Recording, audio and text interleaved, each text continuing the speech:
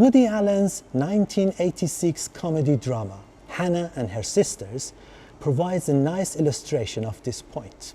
The film was one of the Allens' biggest box office hits, and it won Oscars in several categories. The character he plays in the film was a hypochondriac.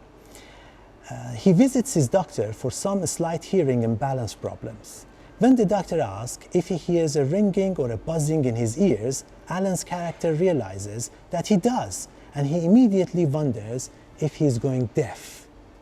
Once the result of the hearing tests are back, they show a significant hearing loss at high frequencies. At the beginning, he says, well, that's not a big deal, perhaps I don't go to the opera. But then when the doctor suggests sending him to the hospital for further tests, he becomes frightened by the possibility that his tinnitus and hearing loss could be a symptom of something much worse. He starts searching for possible causes and consequences of his symptoms, but this was before the internet and Google, so he resorts to calling some of the doctors that he knew. One doctor explains that hearing loss can be hereditary or the result of an infection or a loud noise, but Woody's character asks if it could be something worse, and the doctor says, well, in the dark side of the spectrum, it could be a brain tumor. From that moment in the film, Woody's character keeps checking for the ringing in his ear and attributing any problem that he's experiencing to his tinnitus. He thinks that he hears tinnitus every time that he blinks, and then he wonders if he's going blind too. He can't take his mind off the buzzing. He cannot sleep at night. He has lots of negative thoughts about the brain tumor. He's consumed by internal battle with his own negative thoughts. Sometimes he tries to convince himself that he's just jumping to conclusions and that he will be fine. He tries to reassure himself by remembering that he is in the middle of New York City, surrounded by familiar people and places with some of the best doctors in the world. He says, nothing is going to happen to you. You cannot just one day vanish.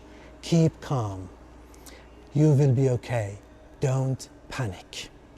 But the more he tries to get rid of his negative thoughts and reassure himself that he's fine, the more anxious he becomes. He feels very panicky and thinks that he will die as a result of his tinnitus and underlying brain tumor. So this illustrates that trying to simply reassure ourselves and try to relax is not going to solve the problem of the distress caused by tinnitus. Here in the book, we describe it this way. To recover from tinnitus distress, we need to take a very systematic approach.